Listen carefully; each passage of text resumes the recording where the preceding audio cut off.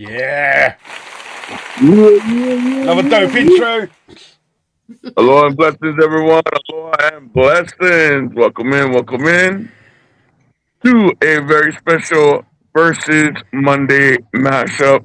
We have a massive panel today. And start off the show. Let's everybody say goodbye to John. Because John is talking shit backstage and he can go away now. Bye. Well, you know, John, if you ain't first, you're last. Get out.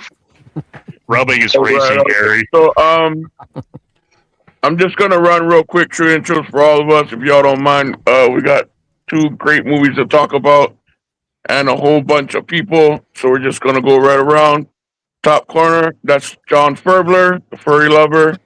In the middle there at the top, it's ComixDad. We got Spider. On the other end, moving down the blank screen, we have Graham Robbins in his new setup. Doesn't it look great? Center, we have the Livid Pigeon. Middle right for me, that is Darth Jaeger. Myself, Beastman, Donna Doc, and rounding out the panel is Mr. Reed. G'day, boys. All right. Evening. That does it for intro. So, my contribution to the Versus was that intro, because I have not been able to watch both movies. I did get to watch Le Mans. I could not find Grand Prix for free somewhere. Yeah, So I need to keep looking. Grand Prix. I need to keep looking. I want to watch it and give it its proper due. So I will be bowing out of scoring only for this stream. But that being said, I fucking love Le Mans. I thought that opening where it's real quiet. Like, and the only thing you hear is the droning of the announcer, and everybody just kind of like that pre-race, that prep. Everybody's getting ready, getting their shit ready. You know what I mean? Dialogue for the first 20 minutes. Yeah, like nothing. And then you just, that as soon as it's go time and the crack of the engines and everybody's just fucking taking off.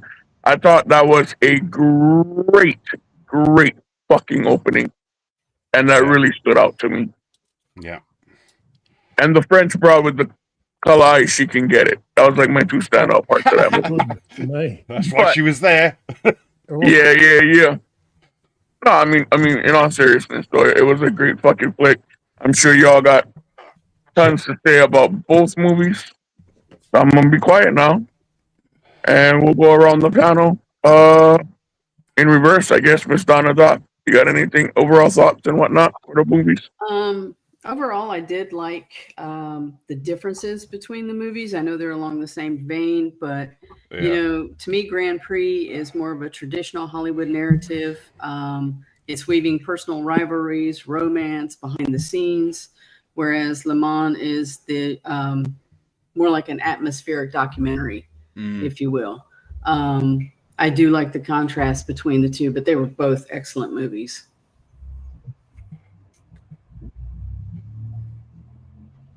Next.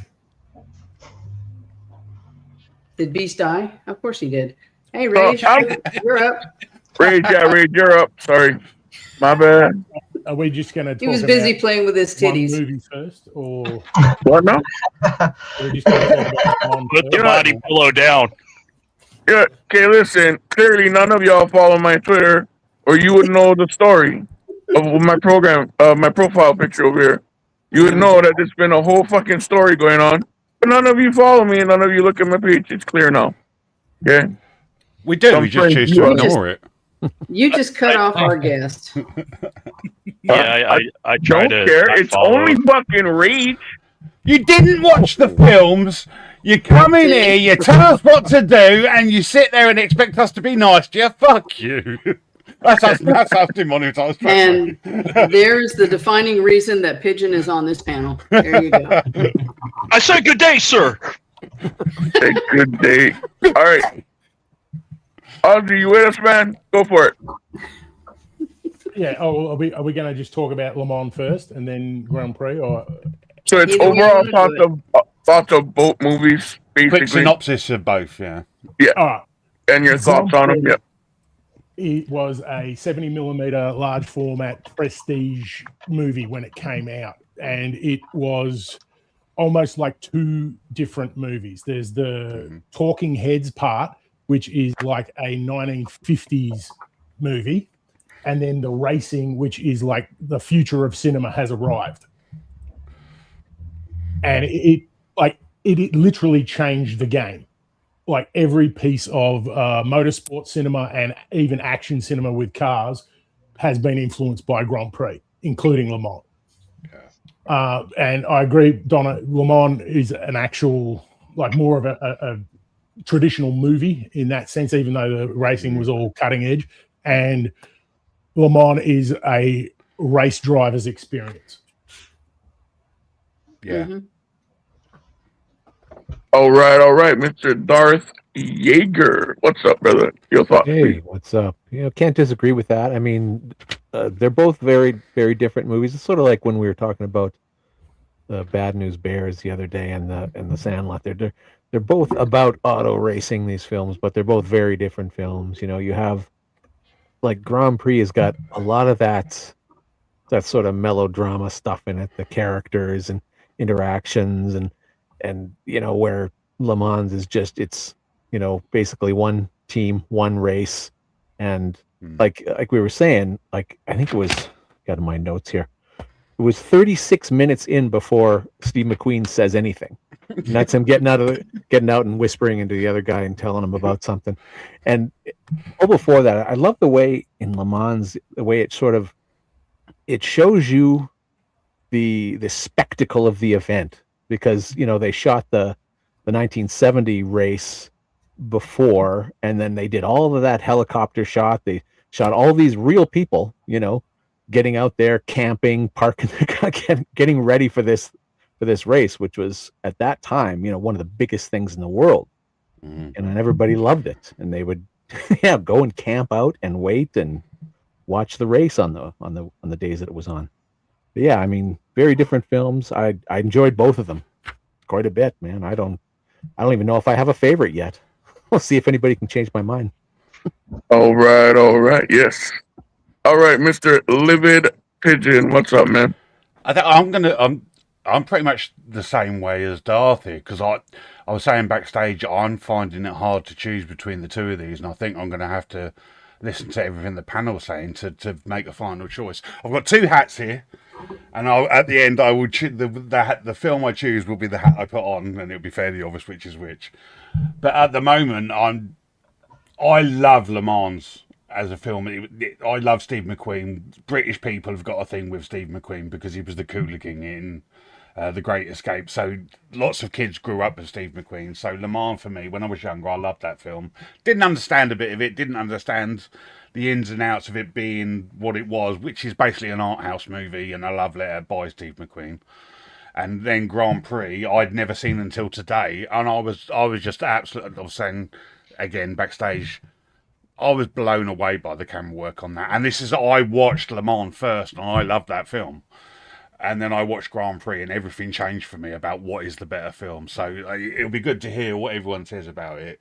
I think, again, we've all talked a bit backstage. We've all got the same sort of points. So it's going to be an interesting one, this.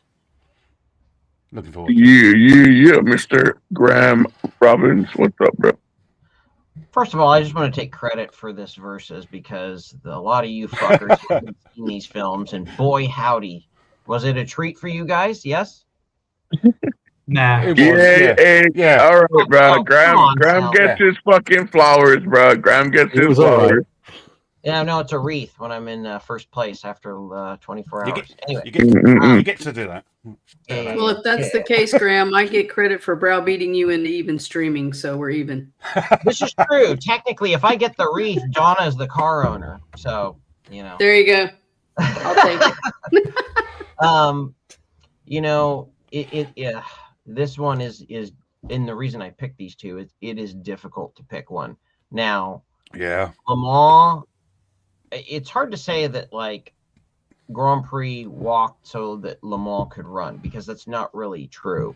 Those of you that had never seen Grand Prix, I'm sure, watched it, a film from 1966, and you're like, oh my God, like the cinematography and just the way that the sort of the pacing, it feels like it could have been made 10 years ago. Yeah. It's a very forward, as far as the sports and automotive films that we're used to, whether you're talking Rush or Ford v Ferrari, or, you know, take your pick, even Days of Thunder or whatever, any of those films owe a big debt of gratitude to Grand Prix and Le Mans, because Le Mans, again, that sort of ensemble cast and sort of a whole season and the drama of a Formula One Grand Prix season, it is different than the juxtaposition of the one event, the 24 Hours du Le Mans, and what that's like. And it's a different type of grueling instead of a months long thing where, it's funny because, and shout out to Jessica Walter. If you've only ever seen her in like Arrested Development or whatever, boy howdy, she was a looker back in the day, man. I didn't even realize it was her. Yeah, man, I'm telling you, wow. Anyway, so again, there is this juxtaposition, but even in Le Mans, as he's what was his name, Baltelli, the widow, and they start to, you can see that there's that over a day, over a 24-hour period, you have that, versus James Garner, who's getting Jessica Walter to cheat on her husband with him over a season. Again, little different, but same thing. And I think the kinship, and anybody who's followed motorsport knows that there is a certain kinship of, we're taking our lives in our own hands to do something that we love. And both movies highlight very well the danger and the allure and the excitement of that. Again, one is the long game. The other is the sort of more visceral, I don't want to say down to earth, but it's just that sort of encapsulate moment in time. More gritty, realistic. And again, I'm not going to tell you what my pick is until the end, but both set a standard for cinematography that probably, if you ask me, was not beat until Star Wars comes out in '78. That's the next quantum leap in cinematography, from Grand Prix to Star Wars. Those are the jumps for me as far as cinematography. If you want to say, okay, Metropolis to I don't know, man. You could pick Seven Samurai to Grand Prix to Star Wars. Those are the jumps in as far as cinematography. Do you think it's that important? These two films, especially a genre of motor racing. Yeah, I absolutely agree. 100%. Yeah. All right, brother John, what's up, man? This is a so yeah, this was the first time I've seen either movie. I watched Le Mans Friday night and then Grand Prix on Saturday, which I actually found that off of YouTube. Surprisingly, it was kind of hard to find it, Yeah. But as far as both movies go, both were shot really well. I was really impressed, kind of blown away. I'm like, okay, these movies were from back then or whatnot. Watching Le Mans is one of those things I noticed, like getting into it. I'm like, there's not much dialogue here. Like, you know the announcer here. I'm just like, okay, yeah. And then eventually gets to it. But I kind of tend to gravitate toward liking Le Mans better, as far as like especially when you got toward the end, there's a lot more tension in it, I feel. Yeah, that's the big like one. it actually kept me on the edge of my seat. Not to say Grand Prix wasn't a good movie at all. I did like that one. I did find with Grand Prix there's a lot more characters I couldn't stand that I thought were wankers, especially the British manager near the beginning when his car goes into the drink and he's there like just yelling at James Garner's face. I'm like, motherfucker, I just came out of the drink. I'm about ready to sock your ass, Garner caused the crash. Yeah. Well, true. Let's not forget that. I've got to pick up the Brits. At the same time, though, he did bring up that his shifter was sticking and whatnot. So yeah, it was an accident. It was an accident. I saw it as an accident, but he did. Yeah, I saw it. Yeah, seemed like that's his trauma, isn't it? That's his trauma. And then the Le Mans trauma is the very beginning with the barrier. I thought that was really clever photography. Yeah, for sure. And there's definitely a lot more eye candy in Grand Prix. Like at the start, I'm like, "Whoa, hello, nurse!" The Italian. Yeah. Like, wow. All right. Yeah. I don't. But you're allowed to put beautiful young women in a film back then. There was some thick thighs back then. Yeah, thick thighs save lives. Oh yeah! Wow. But yeah, both movies were great, and yeah, look, I go with Le Mans on this one. All right, Mr. ComixDad, what you got to say, bro? Now here I am sitting here getting ready to watch 2 race car movies, and I'm all excited. Next thing I know, they are foofy European races. Where's all the left turns? Where's the movie starring Jeff Gordon, Jimmy Stewart? 3. Where's the movie starring Ricky Bobby, Talladega Nights, aka Talladega Days? But no, in all seriousness, though, there we go. If you ain't first, you're last. No, Grand Prix. I mean, it's already been said, but Grand Prix was, in my opinion, the better shot movie in terms of just overall first time. How they decided to it's a little take the chunky, cinematography, the techniques that they use, the quality. Graham, you're not muted. Meanwhile, Le Mans, definitely like more of a documentary type of film style. Although the camera angle from the car to give that view of the racetrack from the driver's position, it was almost as if I was going back in time and watching a Formula 1 race using modern day like camera techniques. So that was pretty neat. Because they get a lot of that in Formula 1 today with the first person view and on the course. But Grand Prix was if I want straight up great racing, I think Le Mans is better in my opinion, but Grand Prix is overall the better shot and filmed movie. But I mean, they both held my attention. I was able to find them yesterday because what was it when Donna reached out to me? I was like, I don't know anything about racing movies. I don't know anything about either one of these movies. I'm just gonna come on and I'm gonna talk about, I don't know, just race cars in general. They go fast. But no, I ended up finding them. I ended up breezing through them yesterday and this morning at work as well. But no, I mean, I don't have too much to say that you guys already haven't said. So, Grand Prix is the better filmed movie. Le Mans is the more exciting movie in terms of just the races. Race. It's 24-hour race. Let's go. That's the movie. You know what it is. Edge of your seat, race time. All right. And Mr. Spider. And also, there was no cougar in the car.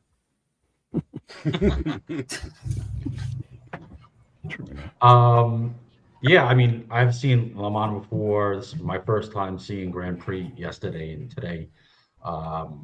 Yeah, the Le Mans is definitely the more in your face visceral aspect of it, while Grand Prix you're following four different teams, characteristics and their personalities that go along with it, with the managerials, the women that have effects on their lives and will determine their futures or what have you. So it is hard to choose.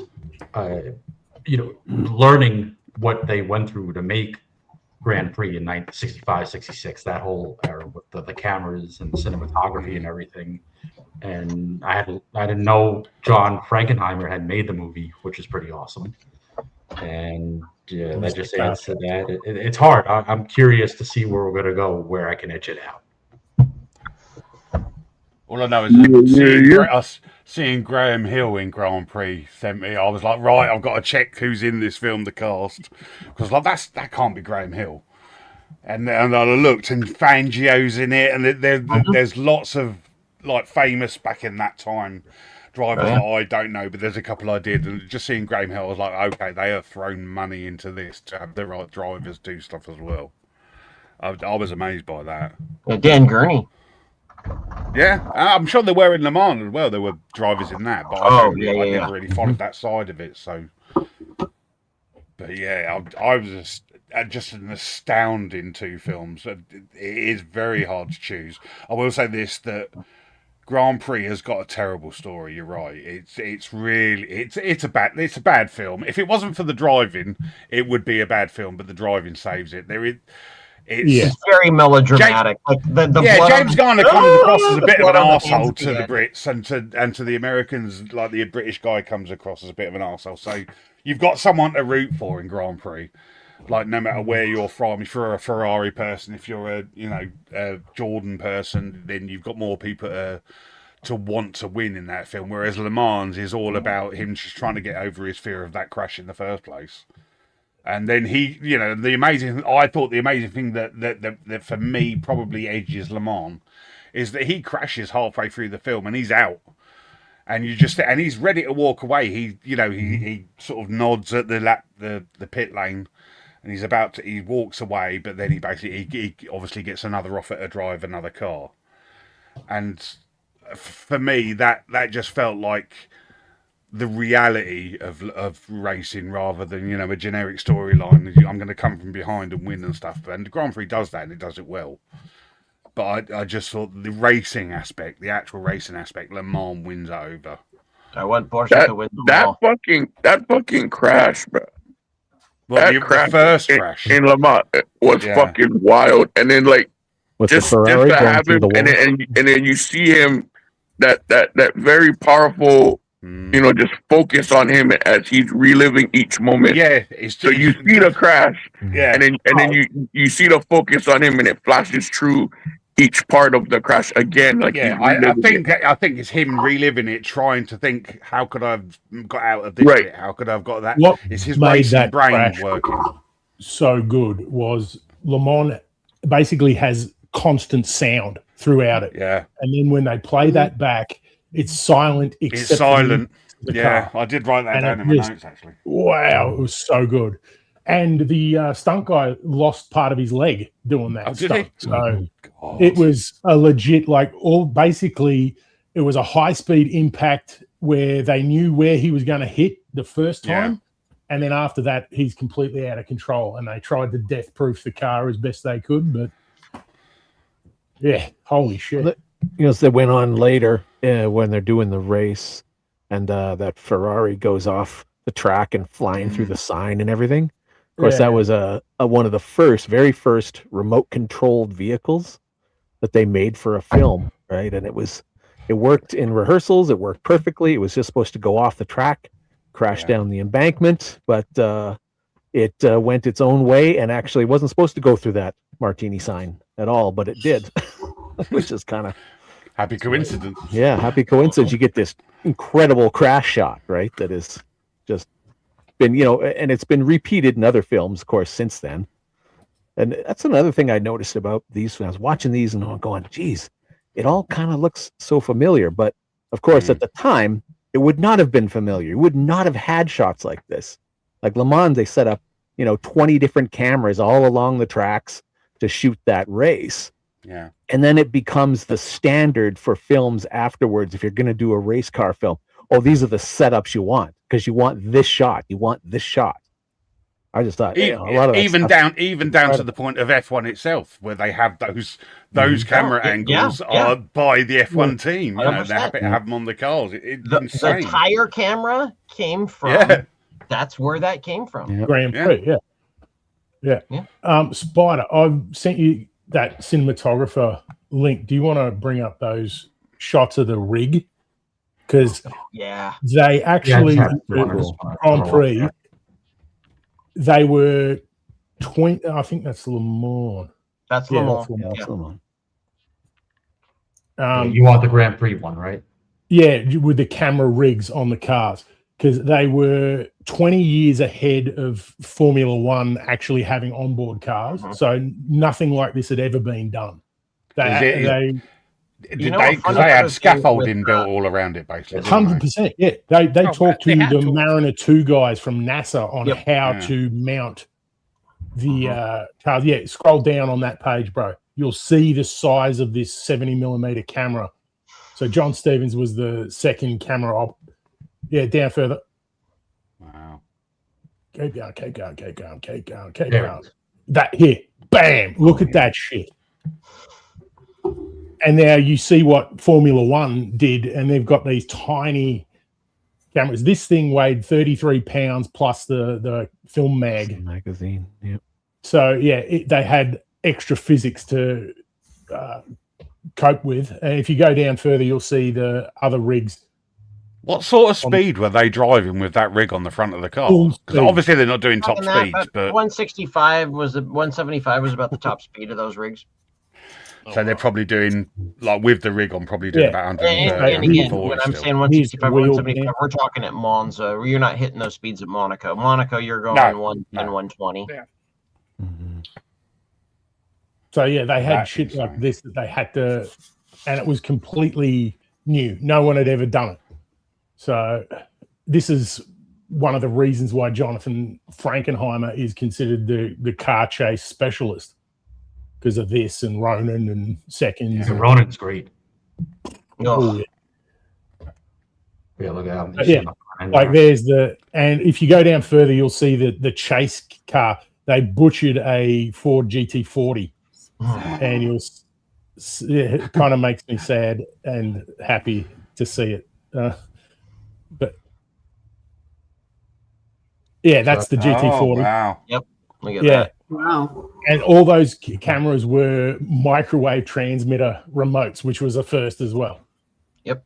And the GT had just won Le Mans as well the year before. Was it 65 that it won? 64, 65? 66, I think it won. It might have even been early, yeah. That's another film that I haven't seen, actually.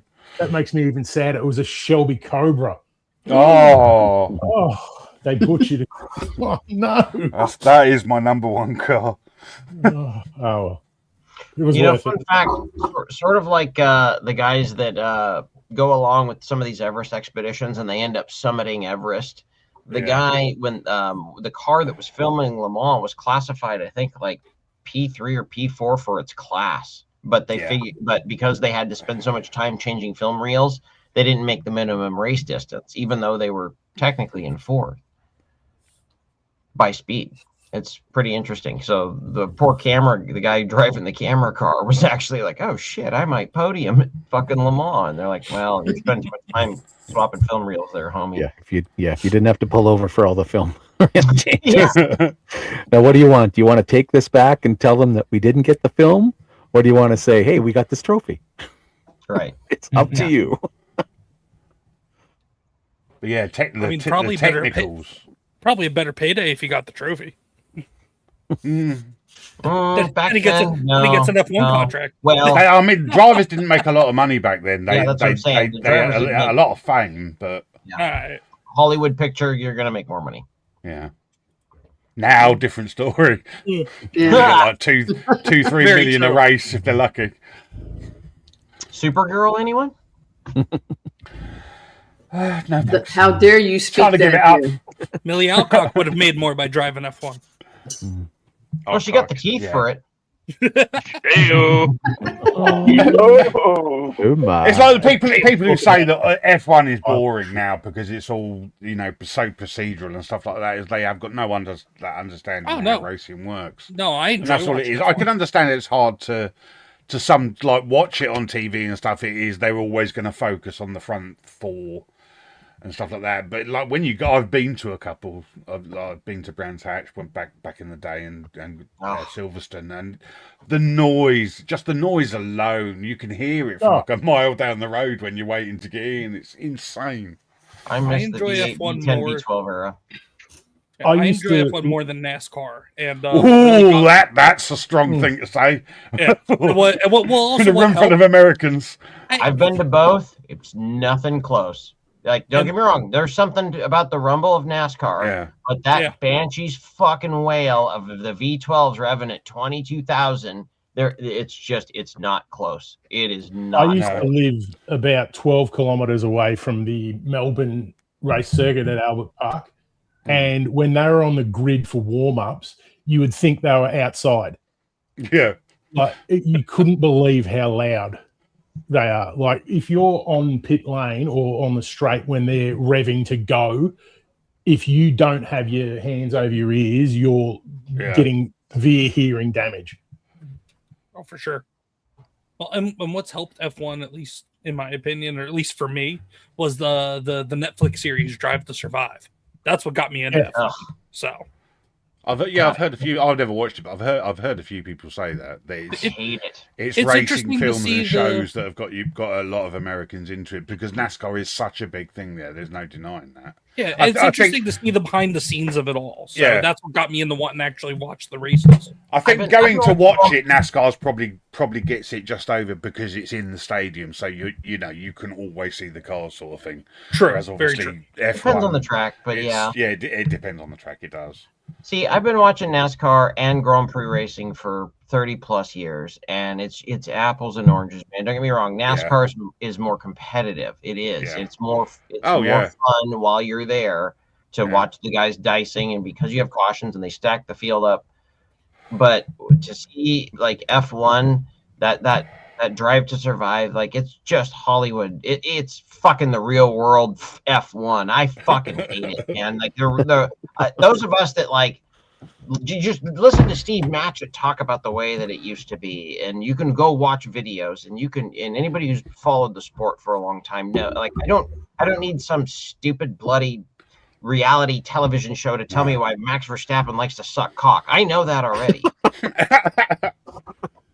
Yeah, if you want to know how Formula One works, especially like in the late '90s, the 2000s, watch the Ayrton Senna documentary, and that will just change your view on everything. Yeah. Like, Listen, because and listen to they Sid Rock even the when he's family said we need you to see what happened to him, and they released the footage of his death, and it's shocking to watch it. I mean, it's not Look too at that. violent or anything, but it's shocking to watch. Listening to Like, Sid he's a Rock lot of talk people about in him Europe's talking favourite to driver. Senna about wanting to go fishing, and he's like, "I want to quit," and he's like, "Why?" And Yeah. he's like, "Yeah, you could quit right now, man. Just go fishing." And then he's like, "No, I got to do this for Roland," and then he goes out and dies the next. I mean, it's heavy, dude. And because he was chasing that one championship that Proust had again over him, and that's what it was. He was too committed. It was almost too committed to his driving. He Well, he shouldn't wanted have to gone be out. better than like that. Fangio at that point, I think, is what he was after.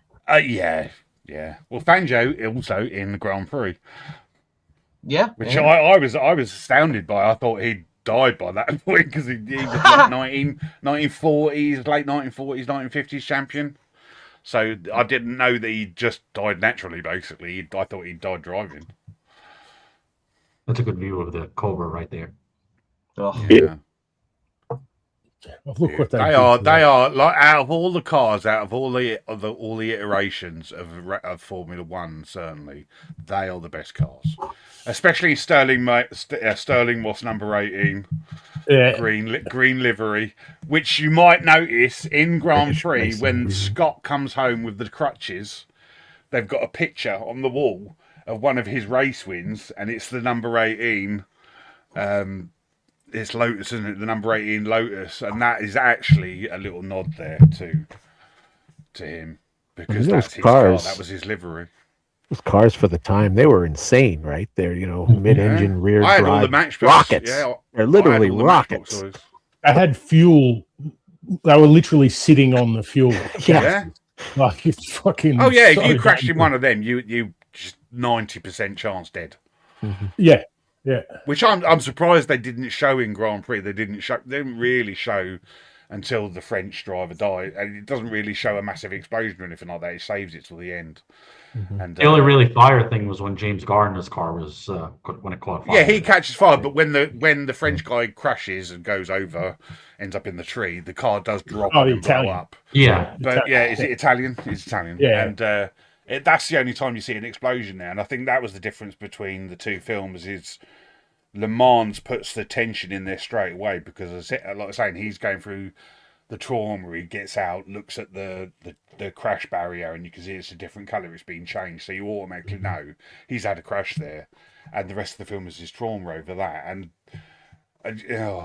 it's just I'm still struggling to choose. I think at the moment I'm still just about Le Mans though. Yeah, Le Mans that economy of filmmaking, doesn't it?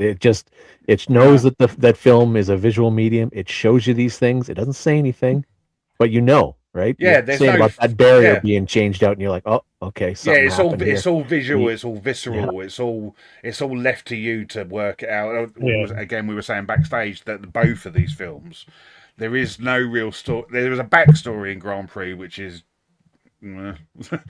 But the story is told in both of them by the tannoy, by the announcer, by, even when the crashes happen, all the tension is the announcer saying, we don't know what's happened. Yeah. We'll let you know. And just like where they are in the race, what's happened. I just thought that was amazing storytelling, the way they did that. That they was able to leave out pretty much any dialogue during the racing. Alarm, how like the alarm goes off, and then like everybody, they show one scene where the lady, the pretty French broad, she pauses. Like everybody just waits on, just holding their breath to hear what's going on or what has to say, and it's fucking heavy, bro. Yeah, well, that's like you got to remember back then they didn't have like live feeds. Like in pit lane, they're all watching a TV so they can see it happen. Whereas here they just got to wait, and the alarm goes off, and everyone's like, "Shit, is this my guy involved?" Or it was all walkie-talkies then, because any helicopters were overhead were filming on normal 70mm or whatever, weren't they? So they weren't. Yeah, there's no such thing as video cameras back then. So no live feed. Yeah, nothing live. Yeah. So technically, I honestly think the racing in Grand Prix is vastly superior, and that is because Frankenheimer versus Lee Katzin is no comparison. Lee Katzin is a TV director. Yeah. Really. And he came on after Sturgis left.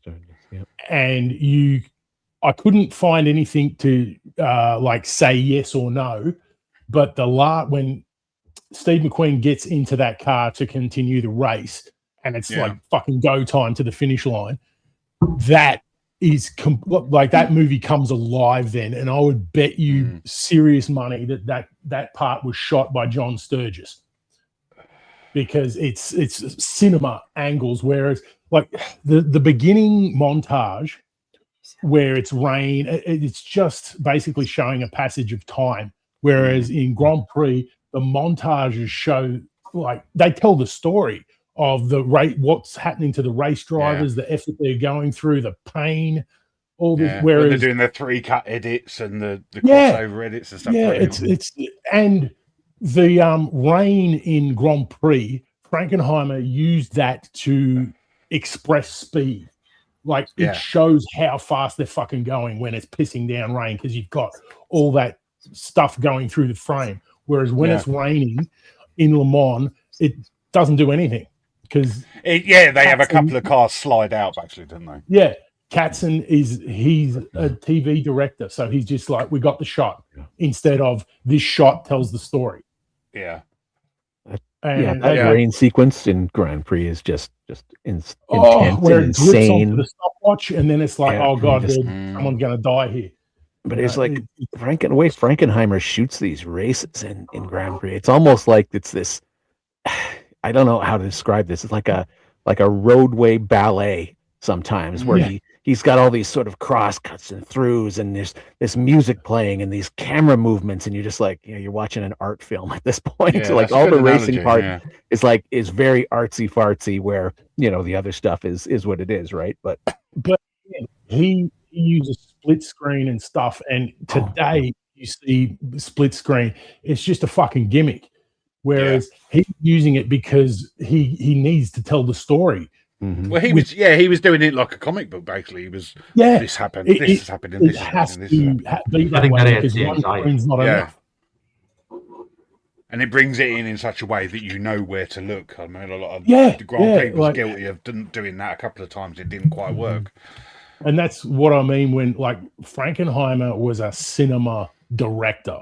Like, he was an auteur, whereas Katzen essentially was a hired gun, because Sturgis, I don't know what happened, but 7 weeks of production, and then he left the shoot on Le Mans. It's Le Mans, Yeah.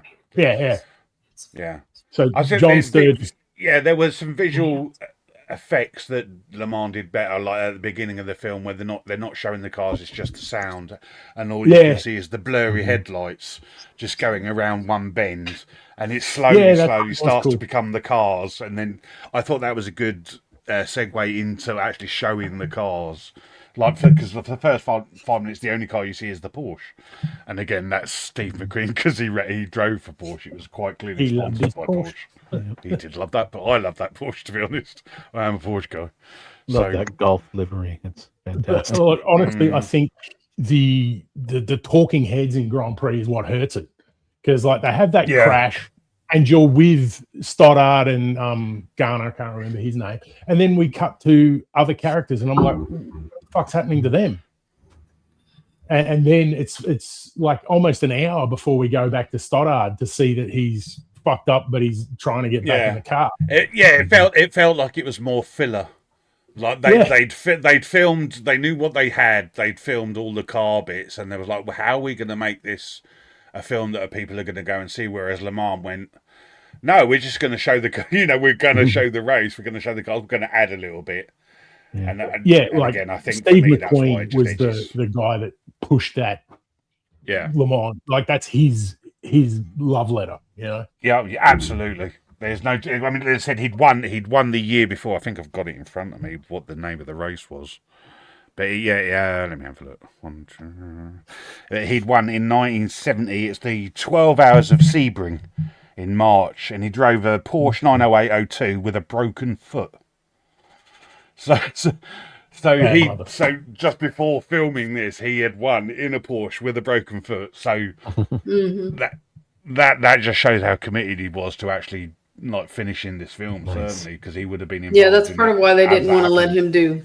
That's why they didn't want to let him do all of the scenes. The insurance company, because of driving with a broken ankle. Well, he was already like heavily had insurance, really not wanting to cover him for a lot of things because he was a racer. It's the Tom Cruise thing; they won't let you do certain things outside of film, and he was one of the first stars. They were like, "No, you can't ride your bike. You can't do that." Shows you how much juice McQueen had in the industry at that time. Yeah, because just being able to say, anyway. I'm going to do this film anyway. This is my passion project. I don't care how we get the money to do it. We're just doing it. And it was several years in the making, right? He'd been wanting to make it since before Grand Prix came out. Yeah, I think because the story is that he couldn't do Grand Prix because of shooting commitments and stuff like that, and it all fell apart. But I think it was Le Mans. because it takes that long to develop a film. So he was certainly thinking about it at the time. So I doubt he was too worried that he lost out on Grand Prix. And I think it's better that he did. I don't think James Garner works as the main character in Grand Prix. That's one of the things I have against it. Even though, like the behind the scenes thing I was saying earlier, he was a good driver. He did all of his own stunts. He got on well with the other drivers. Just as a character, it was too big for one to be a driver. It just didn't work for me. James Garner isn't a race driver. In the defense of the Grand Prix, like what I liked about it is like you had the 4 teams, the 4 individual drivers. You know, you had James Garner, who was, you know, he never really got his due. You had his partner at first, the British guy who's got to overcome injury and salvage his marriage. Then you got he was the French guy or the Italian guy that was like his friend. I think he is French, but he was driving for Ferrari. Right. Yeah, and he's old. He's over the hump.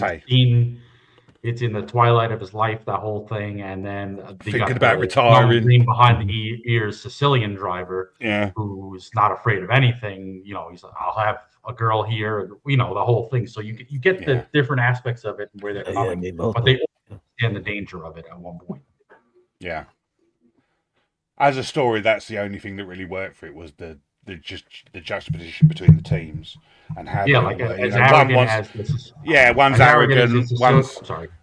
Yeah, carry on. No, I was just to say, as arrogant as the Sicilian was when the Commendatore waved the black flag. The black flag, yeah. It's like he knew, as arrogant as he was, and his humility, he came back to earth with that. Yeah, it shows the camaraderie more in Grand Prix races, I think.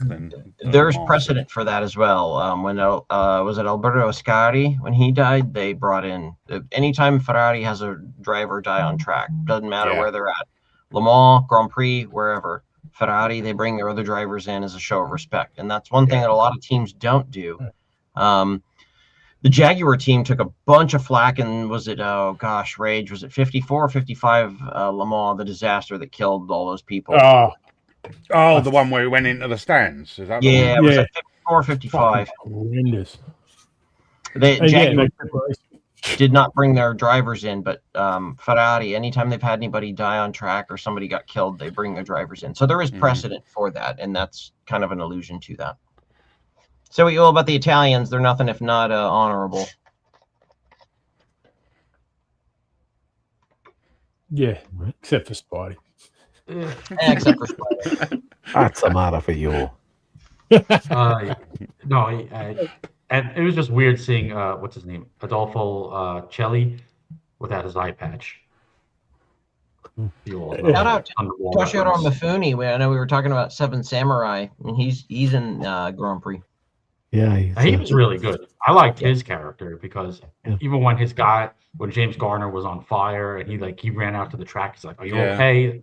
Or when I think one of them, his car, something happened with the car or something, and he's like, "All right, we'll fix it, whatever it is, next race." He's got him down and he's saying, "These are your faults." He's like, "Why do I need to see what you're not going to see what's going wrong there?"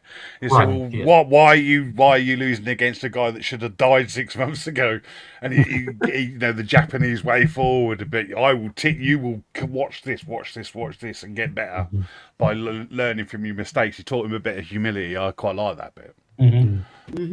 Yeah, Mifune was dubbed over in his English lines because he didn't sound good enough for the producers at the time, but spoke both Japanese and English. You need to get back out in the race. Lace? I need to be Lace? No, Lace. All right, whatever. That's why they didn't film any races in England, because he couldn't say it. England.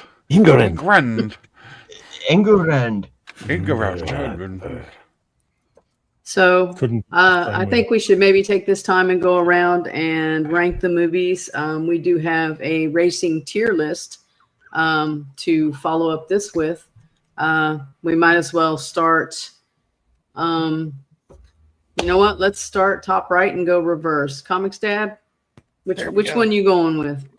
I'm gonna have to go with Le Mans just because like what was said earlier, it kind of set the stage and became the standard for how to not just film racing movies in terms of like the different angles and the different setups and shots they used, but also it's used in modern day actual racing events like we talked about. So just because of the impact that it had on both motorsport films and televised motorsport, I would have to give it to Le Mans. Okay. John, what you got? Definitely Le Mans. Okay. It's overall better story, less dialogue. It got to the racing. This was overall better film. A lot more tension in that one. Yeah. Darth, what's your thoughts? Oh, I was on the edge at the beginning, but I got to go with Le Mans now. I mean, it's sort of a tighter movie. It gets to the point. It's a little more focused, and I think sometimes a Grand Prix with all the characters, it kind of meanders a little bit, and it's at just under 3 hours. It's kind of I just want to get to the races part. Can we get to the races, please? And that's exactly what Le Mans does, superbly. Right. Pigeon, what you got? I've got. Is it F1? Is it Grand Prix? Or is it Le Mans? Blow this up. Yeah, I figured. Oh, there we go. I love Grand Prix. I think it's a better, like the filming of the cars. It is better by far. But Le Mans took it somewhere else.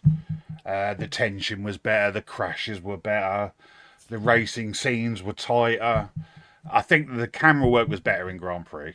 And the story in Grand Prix was just a bit silly for me, but it did have some good aspects to it. But Le Mans is just a tighter film. The tension in Le Mans was as good as the tension of what hat you were going to put on. Yeah. I was waiting. I'd seen the film and I'd forgotten it. I watched it when I was like 10. I thought Stephen Queen was going to die in that film all the way through it because of the tension. So yeah, Graham, just about pips it. I don't think anybody's going to be surprised. I'm going with the progenitor of racing films. I got to go Grand Prix. That's fair. Grand Prix is the cinematography. The story is schmaltzy. It's meandering, but when you get it to the racing, it's visceral, and nobody had seen anything like that up to that point. I place a premium on the first guy through the wall. I feel like deserves extra credit, and that's the first guy through the wall. I'm gonna go Grand Prix. Okay. All right. Yeah. Rage, which way you going? Grand Prix. Attaboy, I knew it. Yeah, there we go. ComixDad, no offense, but like everything I wear the hat just out of respect. Cinema for cars is from Grand Prix, is from Frankenheimer. Even like the start of Le Mans is a copy of the start race of Grand Prix. Yeah. Okay. Yeah, I and even then, like I admit, first time I saw them both Sunday and that's yesterday, all good. Yesterday was Sunday. Holy crap! So yesterday and this morning, I'm thinking we're in Wednesday already. I'm just waiting for It's a short week. It came down to me as which one would you watch again? It's Le Mans. Yeah, that too. I would definitely watch Le Mans again. I mean, Grand Prix. I would maybe I'd like to keep somebody. I'd maybe watch it again if somebody was like, "Hey, you want to watch Grand Prix?" Like, yeah, I've seen it before, and they're really excited. I won't say no, I don't want to watch it, but if I had to pick out of the two, I would watch Le Mans again. Yeah. Okay. Spider, which way you going? So Grand Prix had its, pioneering with cinematography and what they went through to get all that done. And Le Mans had the King of Cool, but I love the visceral story being told by sound aspects. So I gotta go Le Mans. Yes. Okay. I think I'd say Beast is probably going to go Le Mans because that's the one that you saw. So we'll cast that vote. Well, yeah. I'm abstaining from voting, Donna. Did you not listen to my intro? No, I'm a woman. I don't listen to you anytime. What's happened? so He's had to that's go true. to the pits with a gearbox failure. First a man with Well, tits. Round of What was the applause part for you the weren't saying? awareness out of Donna. Good job. So what's So- the numbers on that? I think it was 2 to 6, 2 to 4, No, 5-3 5 to 3. or 6-3 if Beast 5 to goes 3. Le Mans. Yeah. Yeah. So He'll have to come back to us when he's seen it at some point next week and let us know. Yeah. For me, the one thing I remember was that when James Garner put out his memoirs, he actually didn't really like Steve McQueen. He called him a pain in the ass, called him No, an he insecure poser. But he also said he wasn't a great actor, but he was the biggest movie star he'd ever seen. Yeah. I think that Steve McQueen pulled that off in Le Mans. I think that was a lot of what made the movie. Grand Prix was schmaltzy, but in the end, I do have respect for James Garner for doing a lot of his own driving. I kind of expected it from Steve McQueen because he does race. I think I think you're right. First man through the wall deserves the respect. I think I'm going to go Grand Prix. All right. Also, those camera rigs had never been done before, ever. Oh, yeah. Mhm. Yeah, I think The technically cinematography Grand was Prix, excellent. definitely. It won three And Oscars. yeah, One of them for best If you want, editing, camera sound, and design. So. sound effects. if you want to pick a director, I'm picking Frankenheimer every day, obviously. Oh, But mm. you know, Okay, 'cause- Lee Katzen, name one thing he's done other than Le Mans. Go. well, of course I can't. That's what I said. Exactly. Frankenheimer every day. So if So I'm did picking Beast go directors, Formula, did he go Grand Prix or did he go Le Mans? Who? Beast. He hasn't seen Grand He abstained from voting. Okay, so Grand Prix then. So it's 5-4 Le Mans. By So default, it's yeah. just close. Yeah, look. I don't know, man. That Le Mans is gonna be hard to beat, bro. I'll say that. But I'll give Grand Prix its due when I can find it, and I'll be sure to let y'all know. You What's will what? be Yeah. blown away by the actual driving, like from all of the Mhm. driving stuff. It surpasses Le Mans in different ways. yeah. Mhm. Especially Like when the they get to overtake Monza. scenes When and they stuff get to like that, Monza, oh, Oof. Yeah, the old Monza with the banks. the Yeah. banks, yeah. Man, that is so dangerous what they did. Hey guys, these guys there keep their heads straight. Not like today But, where yeah. they got the little bracing and shit. Yeah. Oh yeah, you Yeah, can't and move they had, now. I mean, that, again, hay bales. Ayrton Senna caused that. Not gravel traps, hay bales. Yeah, hay bales, not gravel. Hay traps, bales. Hay bales. But yeah, I mean, like especially because they are American, basically American films as well, and America weren't really massively into Grand Prix or Le Mans at that point. They are now, but obviously NASCAR is still a bigger thing. I mean, because NASCAR came from, I'm not sure if this is true, but NASCAR came from the 20s, didn't it, from bootlegging. And that's how Yeah, the that's true. races started. Yeah. People were just souping up their cars and stuff. Yep. Whereas Yeah, Formula from One the came top. from go-karting and then up to Formula, Open it was more wheels, structured. But I appreciate both forms. I like it, out of all the racing, like for me, it's rallying, but that's just Ooh, like a now personal we're talking. opinion. I mean, Colin McRae's unbelievable driver. Yeah, Colin McRae was something else. I mean, not to take away from guys like Tommy Mackinnon or any of the Mika other guys. Hakkinen, yeah. Yeah, Born they- Aussie. All the Yeah. Audi era, like the Quattro, unbelievable drivers they were. But McRae Yeah. was something else. NASCAR versus Formula One, the difference there is NASCAR was born from that bootleg and sort of bootstrap, sort of good old boy, and yeah, it's fun and they're taking their life in their hands. But Formula One was that sort of, that's the extension of like the World War I or World War II fighter pilot, sort of the gentleman, sort of knights of the sky brought back to the earth, and it was all about certainly back then it was a very honourable, gentlemanly, rich man sport. Really, I mean, it was, and I think there was that kinship of, even if we're rivals on track, we know at any given moment this could be the last time we see each other, and there was that sort of kinship of were there rivals? Sure. Did Senna and Prost hate each other? Absolutely. Did Prost want him toast at Tamburello on, the 1st of May? No, not at all. Yeah. So. Was Nigel Mansell the most boring man in the world? Yes, but when he was behind the wheel of that car, he was absolutely fucking unstoppable. Just like Formula One has brought out better drivers. I mean, obviously you got your Dale Earnhardts and ROP and stuff like that, but crashes wise, Schumacher got hooked up, and then it was over. But the reason why I like Formula One over NASCAR too is it's a lot more technical. Yeah, and I dig that stuff. I'd love for all of you to have seen like the 90s. I mean, some of you obviously have, but some of you've just got into it. The 70s and 80s, like the Rush type, or even like the Damon Hill era, or Jack Villeneuve. Villeneuve.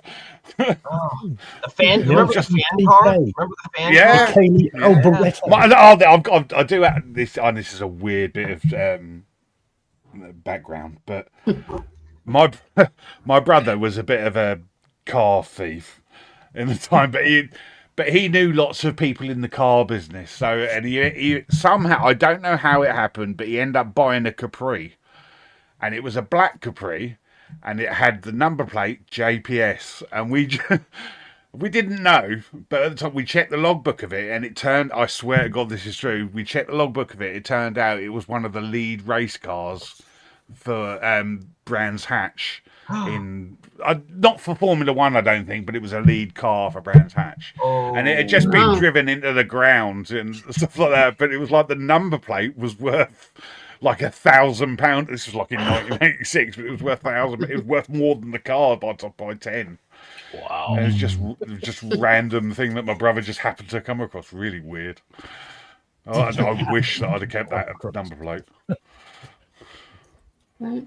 So since we're up on that hour mark, how about we, Spider, you want to throw up the tier list and we'll see what damage we can do with that? Now, people, play nice. Oh, that's the wrong stream, Spider. If the Gumball Rally isn't on there, we're going to have words. Wacky Races, #1 S tier. All you be quiet.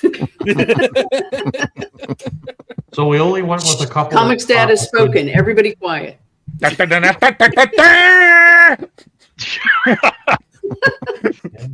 Look, man, this is a racing tier list, not the fucking Dukes of Hazzard, okay? Oh, Cannonball, isn't it? All right. I can hear Waylon Jennings in the background. It's good old boys. Never mean no harm. So we kind of, I mixed it up a bit in here. I guess we'll start with, has anybody seen the movie Driven with Sylvester Stallone? D, piece of shit. Long time ago. Yeah, it wasn't not very good. Well, that was a quick yes. I can't remember it, but I know I've seen it. Yeah. So we're going D? Oh, it's garbage. Yeah, D, yeah. Take a champ card, make it boring and stupid. F. With Sly Stallone, no less. Like, Oh no! And this was during Sly's kind of down period in his career. It's down, yeah. That's the film I wish he'd have left his helmet on, not just Drew. Yeah, exactly. Driven is makes Judge Dredd look like fucking Citizen Kane. Damn. Wow. Cool. Harsh much? Oh, Hauser. What up, Cole? All right. Okay, what we got I next? am gonna. I like it. Said not good. Yeah, Pyewacket is I spoken. remember. D it is. All right. Gran Turismo. Where are we going with this one? I'd B for the moment. I think B. Never seen that Yeah, one. B's probably. It's a really, really good film, but it is very by numbers. Yeah. Mhm. Technically, graphically, it's good. I love the way that they bring the cards together, like in the film, in the game, and you know they show the split skeleton of it and inside it, and like technically, it's a brilliant film. But race-wise, it is very by numbers, you know. But it's based on a true story. So in between B and A, maybe A+. I'm fine with B. Yeah, B's Yeah. probably I'm fair okay for that one. I think B+. Like a high B. Yeah, I'll go with B. Yeah. Yeah, B it is. I said B. Okay. All right. Yeah, you can't trump Pyewacket. Rush. I haven't seen Russia. A plus maybe. I've seen clips. It looks good. It's good, man. That's good. That's Hunt against Lauda, isn't it? Yeah, and I thought Daniel Bruhl's Lauda was phenomenal. Much better than Hemsworth's James Hunt, I thought. Okay. Yeah, but what movie is this? I cannot see. Rush. Ron Howard. Okay. Rush. What you do to your She-Hulk body pillow? She's blocking the screen. Change position. You would know with your fucking Lex body pillow, John, motherfucker. If we're talking about the She-Hulk body How do you know what kind of body pillow he's got, Beast? Shot, so. He's projecting. No, I have video evidence. On camera. I don't want to know why. Ray sent me the file. All right. So, Pyrakis says S, man, for S. Rush. I don't know, man. Yeah, it's one of those films. A lot of people do love it. Yeah. Well, we can It's an A+ always for sure. All right. Iwacket's voting for me because I haven't seen it. No, I haven't either. I can't really. It is Ron Howard, so is it kind of by the numbers? I haven't seen it. Yeah. Yeah, but it's a true story. I like it. Oh, okay. But okay, so this next one I haven't seen. Senna. S. S. Just S. Just no question. S for Senna. Is there anything above S? Yes. Is there anything above it? Okay. Yeah, if we're not counting it as not just films, yeah, S. No ifs and buts. If you haven't seen it, anyone in the panel, I strongly recommend you see it. And Well, it's like John Cena. I've never seen it. Scene. Yeah, that is a VS. Very S tier. Yes, very. Yeah. Top tier. See, Pyracket agrees. Oh boy. She This says next one, I S know for where it's Senna. going for- Oh, Say if anyone in chat or any other panel, if you haven't seen it, honestly, go and buy it. Go and get the steelbook of it. It is so good. And if you don't, It'll make you want to watch Formula One more as well. Clearly, He was the best of the best. Okay. Yeah, 100%. Well, all right Unarguable. then. Yep. Sent from God to the racetrack. Fair enough. This one for me is an S. This next one, Ford versus Ferrari. How do we all feel? Not S. seen it, but I have heard it is very good. Yeah, it's right up there, Absolutely man. S. Yep. Yeah, that's an S. Such Yeah, a good. I am going to watch that this week because I've heard so many good things about It's it. very good. Oh, it's phenomenal. It's feel good too.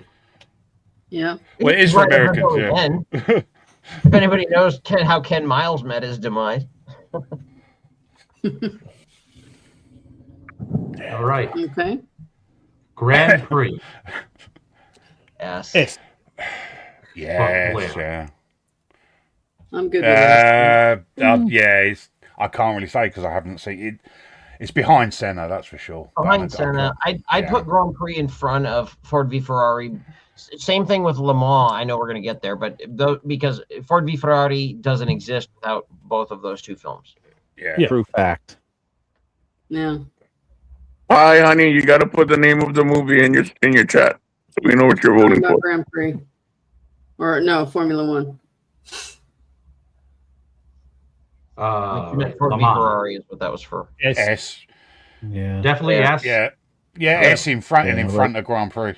Yeah, for the rating. Just because tonight. that's how it came out. Just for the so- rating, Yeah. That's where it should go.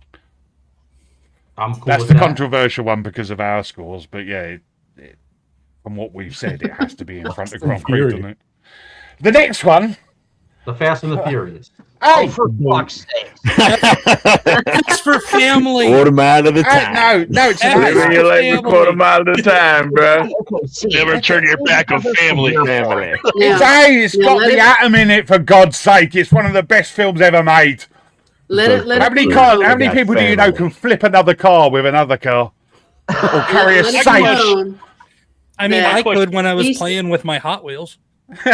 Beast didn't have time to watch Grand Prix, but Beast chose this movie for the tier list, so it's his fault. The first Fast and the Furious was almost realistic. No It Days was, of Thunder. It's got, in all seriousness, Fast and the Furious has got some good chase sequences in it. It It does does, have yeah. good cars in it. It Good does stunts. show the. It does show the scene in a normie kind of way, and it did bring people into the scene and stuff like that. So it does have its merits. It's not a race film, Yeah. but there are good races in it. Fast and the Furious 3 is probably Yeah, two. definitely Sorry, no higher than that. Drift. Tokyo Drift for me is probably the better one. Yeah, Tokyo Drift. Just because yes. The Rock isn't in it. Yeah, Yeah, I think Drift actually showed the racing scene and stuff. Yeah. I would say Initial D, which is an anime. They did a live action too, but they did the anime first. Initial D really does the drift scene. Yeah, That's where Fast and Furious Tokyo Drift comes from, right? Universal had that script sitting around, and they had the rights to it in America. So it was like, wow, but we want to put something else and keep this franchise going. There you have it. That's what became it. Well, it was better. It was better than Need for Speed. That was for sure. Why isn't Cars on this list? Jesse out of Breaking Bad. Cars was my vote, not Fast and Furious. I don't know what the fuck Donna's talking about. There it is. Cars. S tier. There you go. S tier. Absolutely. Okay, listen. Pause for a moment. Everyone pause. Save your smoke. Because listen. Cars is a car guy film, and I get it. And I love like the mountain shaped like the Cadillac rear tail fins with the light. What am I? There's a lot of that stuff in there, but I don't know that I put it in S. I'd put it in A, but not S. A for A1. I'll put it in S just because it teaches John, you about can car get the racing. fuck off on my screen, John. That's what you can do. Yeah, okay. Oh, that's a good point, Livid. That's a good point. It did bring in kids. But does it go in front a of good cinema? way, not a non-Disney way. It brought in kids. So, yeah, Need for Speed was trash. Yeah, it had some good races in it, but there are obviously honourable mentions. But does it go in front of Senna though? I can't leave Cars in S. Does it go in front of Senna? Tires for like 3. Yeah, it's got Lightning McQueen in it. Cha-ching! There you go. It's an A. It's an A, realistically. Yeah. How is Days of Thunder not on this list? I forgot. Where would you put Days of Thunder? Oh, B. You're right. Yeah, B plus. The story's not great. The story's not great, but the racing's good. Once you get up to speed, you're like, I'm dropping the hammer, Harry. I'm going to shift down to second gear while I'm going 200 miles. I'm going to stick it in reverse while I'm doing 70. I do have an honorable mention. I don't know if I can't see below us, but I would like to throw Cannonball Run in as an honorable mention. Oh yeah, and that's where my Cannonball Run. I picked up on that right away. Not in here. I mean, if we're going to go for car like stunts and stuff, Hooperman. All right, so where is Days of Thunder going? Strong B, possible A. Yeah. So ahead of. I wouldn't give it an A. I'd give it a B. What's the film? What's the film where they're racing across America? A guy's racing across America, and right at the end, he drives into the back of a truck. It's like the Gone in 60 Seconds era. What was it? Cannonball Run. Cannonball. Yeah. No, it's not Cannonball. Cannonball was more. No, Cannonball was a race. Lots of racing. It was that sort of thing, but it was just one driver, and he's got drugs in the tank, and he's trying to escape the police, and goes across country. But I can't remember the name of the film. That's a really good car film. So, what is this? The Art of Racing in the Rain. That's a horse movie. It's still racing. It's still racing. Seabiscuit. Racing Sprite. We're going to Racing Sprite, so we're going to have that. Seabiscuit in there? Yes. We just said racing. Cannonball Run. What is this Cannonball. Yeah. A tier. What about the Gumball Rally? Yeah, I was going to say the Gumball Rally. Or what about... What's what are the old school ones? The Unbelievable Man and His Flying Machine, but the car one. What was that called? Oh, Around the World in 80 Days? It was one of those type of films, but I can't remember what it was called. But they did the flying machine one, but they did a car one as well. I can't remember what that was. That was pretty good. The Mad World. If we're not limiting it, it's kind of that. World. Yeah. If we're not limiting it to actual races, a race against time type of movie, still a race. Smoking. Oh, you know what? It's automotive racing. We're not going out of automotive racing. You're wild. I remember the name of the film, Vanishing Point. Has anybody seen any of the older ones? That was the name of my first band or second Was it? That's a good Did film. anybody ever see the Hong Kong movie Full Throttle? Yeah, I've heard of it. I think I've seen clips of it. Talladega Nights, yeah. I think Talladega Nights qualifies if Days of Thunder Yeah. qualifies. Yeah. Oh, yeah, it's better than Thunder. Days of Thunder. Oh, yeah. All right. What about Speed Racer? ahead. Oh, there I'm you glad go. you We mentioned, used to I'm watch glad that. you mentioned that. Speed Racer was. Well, we didn't get it in Britain. Speed Racers, it just didn't exist in Britain. But I know show was how phenomenal. important it is. Collector's edition DVD Nice. where the case Three. is actually a tread. Oh, Nice. Like it. He's shit the bed. So, Pigeon, have you ever seen the old movie The Great Race? I think that's the one I'm on about. Is that because The one about Terry Thomas they in it, raced from New York to Paris. Yeah, Terry Thomas is in It was it. like 1965, I think it was. Yeah. They all stated. Isn't Tony Curtis is the main lead? It was in that, Tony isn't it? Curtis and Natalie Yeah. Wood, Jack Lemmon. That's a great film. It's good comedy. Yeah, Terry what an Thomas Oscar. plays the twirling mustache baddie, that he ended up playing in like every other film after that. Well, Really- if we're throwing really funny in film. every other kind of racing, you might as well put Cool Runnings on there since that's a race. Oh well, if we're going to go down that road, Chariots of Fire. I just showed the kids Cool Runnings for the first time last week. They loved it. Did they like it? Yeah. It's Brilliant. I was in that movie. And of course, As the egg. we have to, I guess, do Part an of the honorable crowd in one mention of to the the crowd Dale shots. Do we want to do an honorable mention to the Dale Earnhardt story? I don't see why not. I mean, it's a very American panel. He's You one of kinda your got to. heroes, isn't he? So RPM. Oh God, yeah. I still Speed. joke- I still joke to this day that my mother killed Dale Earnhardt. I wasn't mentioning the film. I just like some. The race that Dale Earnhardt died in as a family. I was a kid. We were watching as a family, and we all picked somebody to win. And my mom Yeah. picked Dale Earnhardt, and my dad to this day still says, "Honey, remember that time you killed Dale Earnhardt?" Ooh. Oh, damn. 'Cause, yeah, I don't know the ins and outs because I'd never watched it because he died on the last lap. Yeah. Didn't Last lap coming around the Yeah. corner. Yep. he? Crazy. But it's dark, but we get a kick out of it anytime racing comes up. There's the irony is he would have won. Crazy. It's bad. Oh, I've get seen outta the here crash, with it's this. bad. Hey, listen, That's one of the first films. One of the Lindsay first films I Lohan ever went to version. see was Herbie Goes Bananas. Her honorable mention is Herbie. I used to watch Herbie. Yeah, good films as a kid. Yeah, the new ones were. If the fucking Fast before, and you the know, Furious Disney gets messed on there, everything up. fucking Herbie gets on there. That's what I'm saying. Well, yeah. No, they You mean picked Fast and the Furious. they mean Herbie fully loaded. I with Lindsay didn't Lohan. pick that. Stop writing this fucking fan fiction. yo. Fully Loaded was bad. If we Fully are Loaded, going to do all this, there's an obvious one we have missed. Well, there's an obvious two. Top Gear. The Grand Right. Mhm. Definitely Top Gear. Series I'll put wise, Top Gear on there, yeah.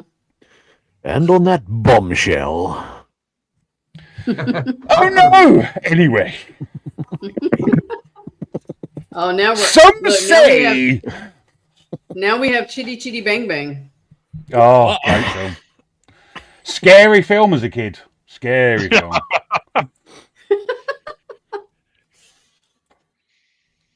Well, hell, we put everything else on there. Hype. What else we got?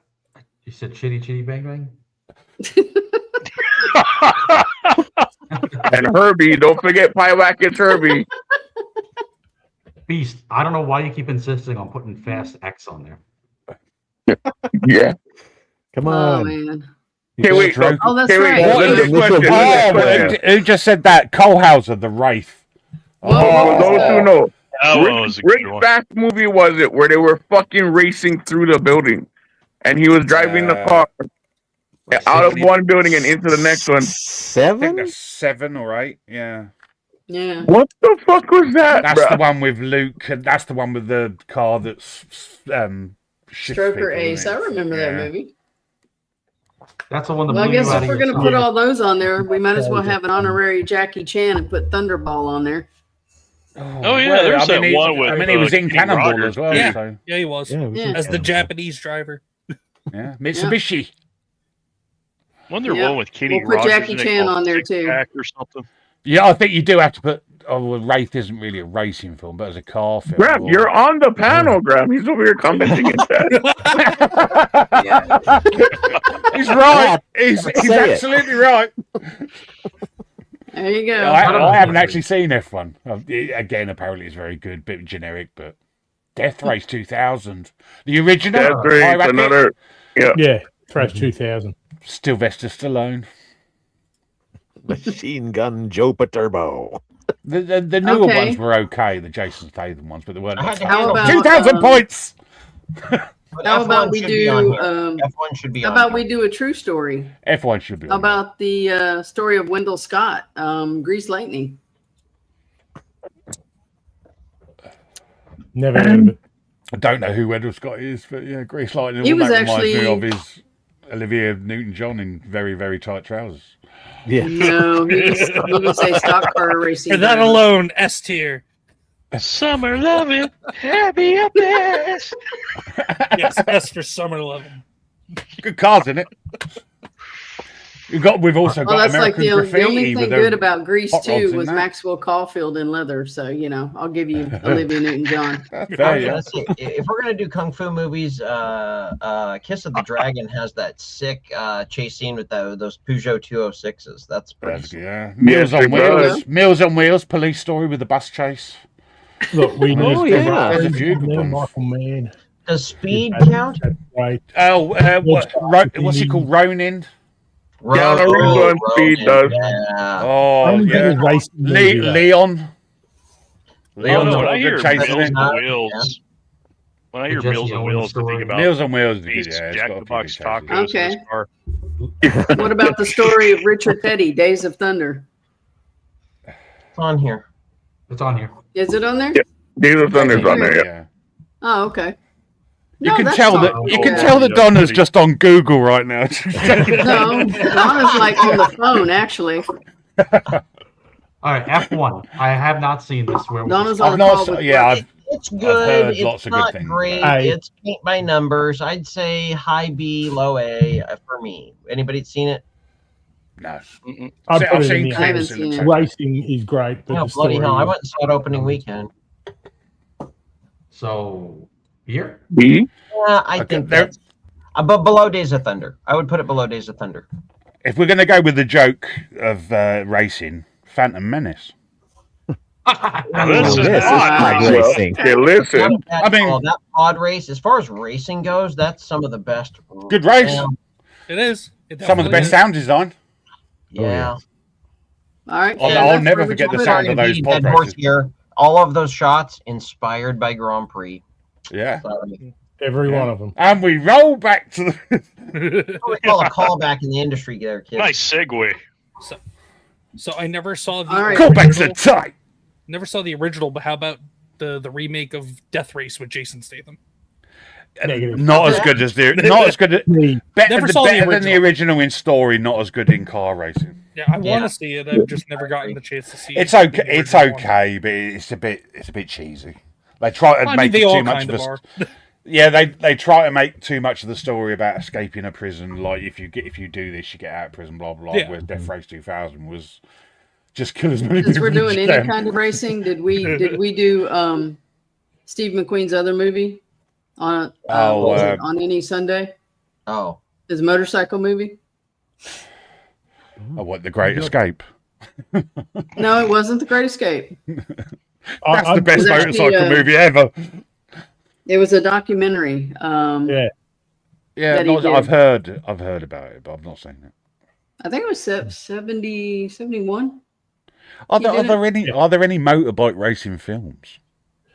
World's Fastest Indian. Yeah. Oh, that's a Bike good Racing. film. Yeah. That is a good. Anthony Hopkins, isn't it? Yeah.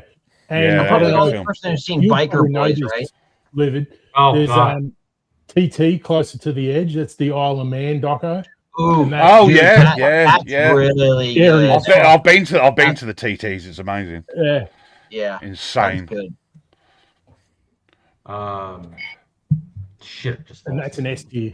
Some TTs are better than others. Yeah, TT's really good, man. Not titties. Yeah, there's a Oh, Formula One. sorry. There's a Formula One thing on Netflix as well. Yeah, isn't there? But I sorry, can't remember John. what it's called. Okay, so while we're throwing everything but the kitchen sink on there, are we going to do Elvis too? No. Viva Las Have you Vegas? seen the two documentaries, Truth and 24, Yes. about Lamana? And Lamont. Yeah. It's the Yeah, narrator. that's pretty good. Jason Statham is a narrator. They're really good, cool movies, and they're free on YouTube. And Macca said Heart Like a Wheel, drag racing. That was pretty good. Which one? 1983. Wasn't Pyracket used to do quarter mile racing. Damn. Hell yeah, bye. Wow. So are we okay with this list? Yeah. I think that's Fair pretty. enough. Yeah. Did you put in into the up there? Even the jokey ones are pretty in the right place. Yeah, Please, I am not we putting. threw a little bit of everything up there. Yeah. Sal, put Initial D on the list, Sal.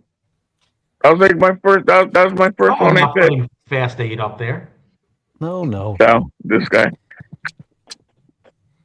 At least put fucking Tokyo Drift there, you son of a bitch. None. Initial D. Mac in chat says Heart Like a Wheel. I'm trying to highlight it. I'm sorry. Anybody heard of that? Heart Like a Wheel.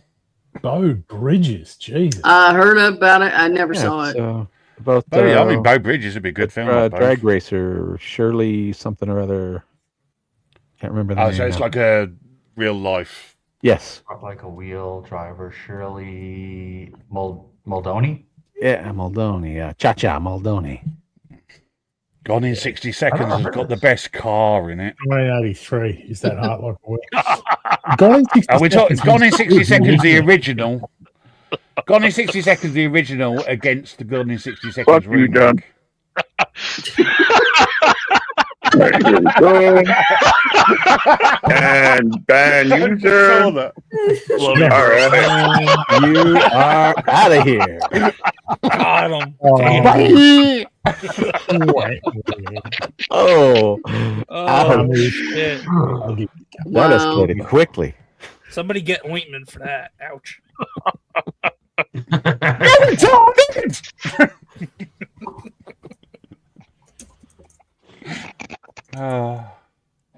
It's too late in the evening for me to be this. It's 2:30 in the morning for me. Come on. Hey, you said you wanted on. You're on. Yeah, it's been a good stream. It's been a good conversation. A lot people very nearly did turn me into the Grand Prix, but it was too close for me. Steve McQueen, it's the day.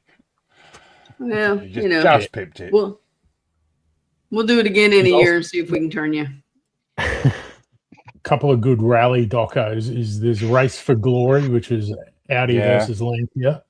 Yeah. And Queen of Speed. It was about they have done a documentary about Colin McRae as well, and Ben. Oh, nice. Yeah, the other guy's name he Colin died. McRae.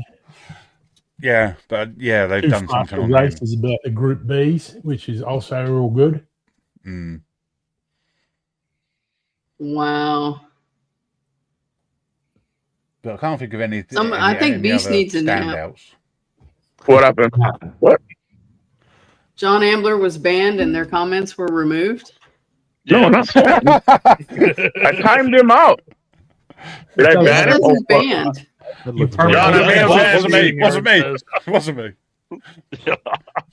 John, I may have banned you. That's my bad. Notice how I changed my name there? Banned in in 60 seconds. I meant to time him out. Did I hit him? Oh, fuck. My bad, John. Son of a bitch. Yeah, it was a mistake, I swear. Oops. Yeah. Gets grumpy without his pineapple pizza. I invited John on the. You know what, bro? Fuck all of y'all. Fuck all of y'all. How about that? Yeah, Rant. This is our stream now. Fucking is. Your anger. Rage loves your pizza. Howie all a band. Wow. Let's get you a little Hawaiian pizza and you go. You're getting Yeah. you're hungry. The Snickers ain't gonna do him. He needs a Hawaiian pizza. Well He's a done, bit steak. angry. I don't need this shit, bro. Don't forget the A1 sauce. He's got a delicate palate, you know.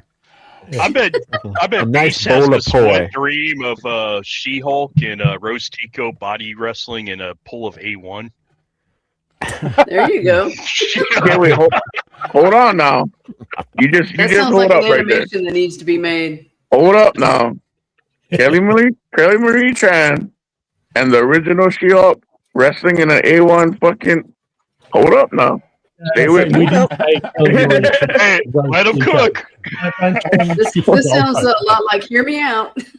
Yeah, No, listen. Hey, he's hear me almost well out. done with this one. That's a bad idea. What? Well, this is taking a left turn. But it's one of our You streams. fucking started it, so you don't sit You up there can't and act turn all on that the fucking radio innocent. always on. Sal, you son of a bitch. You started all of this bullshit. It's all your fault, bro. It was your Everything. John idea to getting put Fast and the Furious This on. fucking, you started everything, egging everything on, bro. This is your fault, so I'm blaming you. I'm just trying to run a show, an innocent, respectable show here. Why Right. am I Mhm. naming Yeah. it? Mhm. Spider, did you not look at our panel? There is nothing respectable or innocent on here. We all came here in good faith to talk about. Everyone racing missed that, John. and Everyone missed that. I definitely can. I showed up for the memes. Fair enough. That's probably about all you're gonna get, ComixDad. That's about it. That hey, it's a good night. I'm Hey, no, listen, John. That fucking John Ferbler, bro. You fighting Deborah Perkins as John Ferbler. I gotta make that happen, dude. That That would actually be funny. That was a great fucking idea. Hell yeah. Fucking, That'll send her into fits. oh, dude. Was can't Corey, stand right? Was you. it Corey that said John Ferbler in the chat when we were all Yeah. talking? Yeah, Yeah. his best work. Fuck, man. Amy said her sides and mouth hurt on Friday from that stream. Oh, And I- dude, that was a great I know fucking. you- That's what she said. Do you know that Yeah. Miss Deborah Perkins called me that night at work to apologize, and I'm like, "What are you apologizing for?" She's like, "I understand if you won't ever have me back." I was Watching her shit get is old. steadily more and more drunk she was like- into the hours. No. Because I watched it the The next funny day and I part was on the is- floor with her. The funny part is she actually wasn't drunk. No, it just seemed like she I was. She was just believe it, getting more and actually. more loose. That's all it was. Yeah, she actually wasn't drunk. That's the funny part. And she watched the stream back and was like, "Oh my god, I looked wasted." She did look it. And Nice she one. called to Work was pretty apologize. fuzzy for Amy and I on And Friday. yeah, I told her, I said, "Well, I was getting ready to text you to invite you on 2 more streams," and she's like, "Are you fucking serious?" No, she's hilarious. Oh, I love it. it. Just Yeah, racist so- enough, you know. That's what you want. Racist enough. Just enough. Yeah, She's so Goldilocks. she That will be stream was back more in the near entertaining than future. most television, for sure. Oh, she Network TV. certainly likes rage. I know that much. Oh, Yeah. Yeah. Everyone likes me.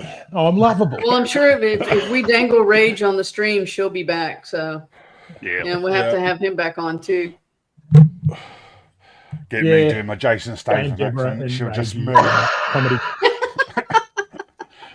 Hello, Debbie. I've heard you like the accents. Well, you come onto my stream and we'll talk about it. Yeah, if she's on with Pigeon and Rage, she's just gonna need 3 or 4 pairs of panties for that stream. Slide right off her fucking Yeah. chair for sure. You know, I can make that happen. Oh, So yeah, you should. glorious. Oh, it'd be funny. What, you get a discount on those panties, Donna? Oh, Well, you meant yeah, Deborah. she wears Sorry. granny panties. I probably could, but yeah, I meant It booking them for the depends. stream, Graham. Ah, I see what you did there, John. Well done. Bloody well done. Yeah, John earns his keep on the show with the humor. All right, and speaking of sliding off their chair, Mr. Comics Dad has an out. Yep. That's Come on, buddy. right. Do your outro, man.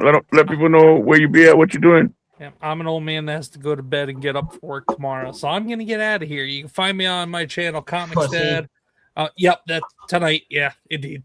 Gotta go to work in New Jersey. Yeah. Gotta work. Holy shit, I'm tired. Gotta wake up and go to work. But no, you can find me ComixDad on YouTube. Dude, I get up at 4:30 every day for work. Oh damn. Yeah, bless you. I push it until the wife gets home from her second shift job, and then I go to bed. But no, you can find me on YouTube, Rumble, X. If you see this link right below my name here, that is essentially a link tree, but better. It's got all the different platforms I'm at, streamers.com/u/comicsdad/ tomorrow, it's looking like tomorrow I'm going to be bringing back a podcast of mine I was doing last year called The Pull List, where there we go, where I'll be talking about new comics coming out, because every Wednesday is New Comic Book Day. I have a poll going right now on X, on YouTube, and in the Discord server that I have, just to see kind of what people prefer, a Tuesday live show or a Wednesday pre-recorded premiere video. But I'll make that decision come tomorrow afternoon what it's going to be. Other than that, this coming Thursday, I have my other podcast, Talkin' Shop, where my guest will be Miss Caro Brown of the Rippaverse. We'll be talking comics and all sorts of other shout out. We'll be talking Dirty Deeds, obviously. It's going to be her second time on the channel, so it'd be good to have her back on. And then other than that, just keep an eye out for other stuff. I started doing a new stream every other Saturday with some people. First one was this past Saturday, called Savage Comics Bros, with Professor Savage Dad, and we're going to have rotating panelists hanging out with us as well. And then hopefully in the new month, I'll be finding more free time to make more videos and stuff, because I'm not going to be doing really that much game streaming anymore. So that's it. That's all I got. All right. Oh yeah. Thank you for hanging with us tonight. No, thanks for having me, guys. But yeah, I'm gonna go do all the bedtime things, because baby boy needs to get his sleep. Later, everybody. Peace. Later, man. Yeah, Donna, we got to get linked up on that streamer's website, bro. I saw Tomby was pushing that out. Good shit. You got to do what? Get linked up on that streamer's website, the one he was plugging. Yeah. Text me about it later. Yeah. Alrighty. So now that the stream has just disintegrated into madness, other than Beast She-Hulk pillow, do we have anything else on the docket? Supergirl. No. No. I refuse to watch it. God, that's a fucking disaster. Anybody looking forward to anything coming out that they've seen clips of lately? I've seen that new Alan Richter. Is it Motor City? That looks okay. Could be. Looks like it's got something good behind it, but you can't really tell what's going on from the. Yeah, a lot of the stuff I've been watching's been on Apple TVs. They've got some good shows on there. Don't mention Severance. I haven't started Severance yet. No, yeah, it's something I want to watch, because that very divided opinions with Severance. So yeah, the Saska's recommended Widow's Bay, so I started that one. Yeah, I've watched the first 20-30 minutes. It looks all right. It reminds me of The Fog. It's got that kind of vibe to it, but it's not that, but it's got that vibe. Yeah. I'm I think 3 episodes into that. So worth watching. On the 3 episodes, is it worth watching? Yeah. It's pretty decent, yeah. Okay. It's better than most of the other channels have, yeah. It's not as good as Slow Horses. I was watching that. I couldn't get into Slow Horses. Funnily enough, it's too slow. Yeah. But it's one of those things I probably eventually like Gary Oldman. Yeah, Gary is brilliant in it, admittedly, but it's just it's a bit, because in Britain we get a lot of shows like that, very slow, and so yeah, well, that's true too. Yeah, I like it. Yeah, you pie whack it. I can see why people do like it. Yeah, see pie. Oh yeah, I gotta catch up on Landman and fucking Tulsa King, bro. You're not seeing all the Tulsa I'm caught up on those 2. So I haven't seen the last few episodes of Tulsa King. And I haven't started the final season of Landman yet. Shit, yeah, it falls off a little bit, Tulsa King, but it's still Yeah, little bit, the yeah. last season of Tulsa King was not great. Yeah. Like the first season was like it was just a drop off from the first season. It's Yeah. still fine. Yeah. Robert Patrick's the best part of season 3. Yeah. T2000. Well, with Landman, I just want to see what they're going to do since they pulled Sam Elliott in. You know. Yeah. What they're I've gonna only do seen with the that. first episode of that. Enjoy them in there. Hey, speaking of Tulsa King, does anybody feel like Neil McDonough was wasted in season 2? Because I was expecting like a full-on okay, Justified, Yes. like Yeah. Neil McDonough's the big bad. You know, I know like he loses an arm and there's going to be this big buildup, and then it's just a wet fucking fart. Yep. Yeah. Absolutely. Yeah, he's definitely wasted. He's a good villain, man. Which is funny because he's a really good guy. But I feel like they wasted him as a villain. He was one of the best villains in Arrow. Yeah, there you go. I mean, he's phenomenal as a villain, and I feel like they set him up and just sort of brushed him to the side. Yeah, you're going to be a side character now that we're going to use you. Yeah, Neil is one of the reasons The Rock became a star because he was the he was in antagonist Walking Tall. Yeah. Yeah. Yeah, that was about the meth dealers out on the Key Peninsula. I went to high school. Yeah. He's good in Blue Book as well. Yeah, Makara says Damien Dark. Yeah, that's it. He was. Yeah, he played the guy who actually did the Blue Book in Blue Book. That only got a couple of seasons. That was really good, and it just got cancelled. Yeah. He seems to have like the curse of. See, Johnny's back, son of a bitch. I didn't ban him.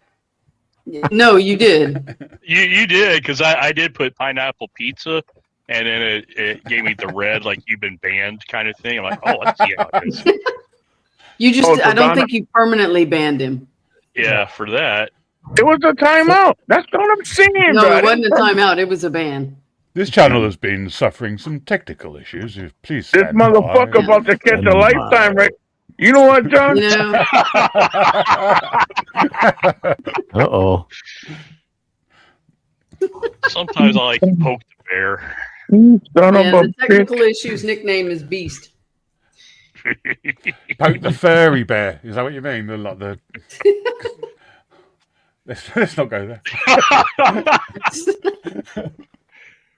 Hey, listen. Zero regrets. That bitch was a freak, kid. Hell yeah. Oh, Hey, what? Makara No nailed regret. it. John's getting the Simpy treatment. That old tail, pegtail. So, if you haven't seen it yet, you got to watch Clarkson's Farm for sure. Oh, probably that's the Yeah. best Yeah. one right now. Yeah. I mean, Yeah. Beast What a and I great watched show. that one. That was You that know, was fucking great, man. it's His announcement at the end was kind of that was fucking heavy, bro. Like, bro. Have you heard his latest announcement though? No. He is now in remission. he's in remission. He's Yeah. doing better. There's going to be a new season, so Hey, fuck cancer, bro. Yeah. Yep. Yeah. Indeed. They can fuck right off. Killed my brother in 3 He months. just he beats everything down the line.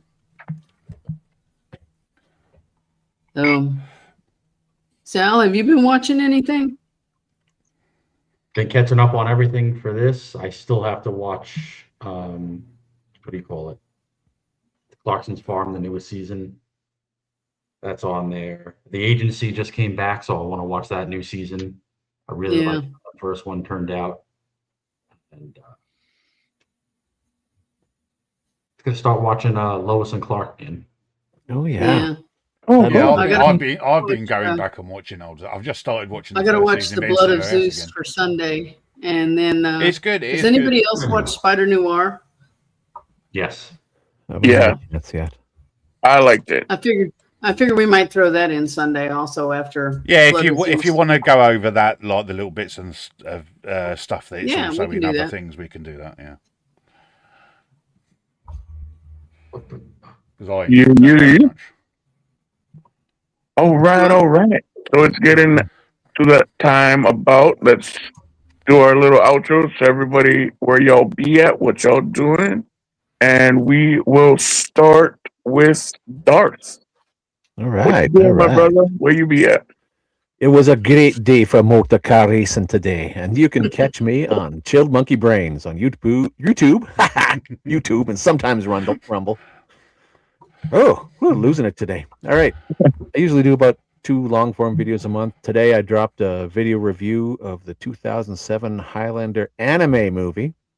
So, check that out if y'all haven't. I'm currently working on a video about the cancellation of Doctor Who and how that's a good thing for fans. I think my next live stream on my channel will be July 11th, talking 60 years of Star Trek. Thanks for having me on, people. All right. Thank you for being on. Mr. John Ambler, where you be at, man? What you doing? So, man, yeah, you could probably find me around in numerous chats, and then it's whenever Malty starts streaming again, you can find me on Sunday nights on his channel. And also been getting back to work on my music. I just dropped my opening track to my concept album yesterday, and I got another one that I'll probably be dropping. And hoping to. I got like a few more songs left, and before I start mixing. So it's getting back on track. Nice. And you can find all those up that channel. Did you what did y'all think of that little mix I put together for the intro? That was pretty tight, dude. It was good, Yeah. Sweet. Playing with that Suno a little bit more, man. Tweaking some stuff. So, yeah. All right, Mr. Spider, what's going on with us, man? What we got coming up next, man? We'll be back Thursday for the roundtable. It's going to be a barn burner, 8 p.m. Eastern. It usually is. It usually is. Yep. That's all you got, man? You good?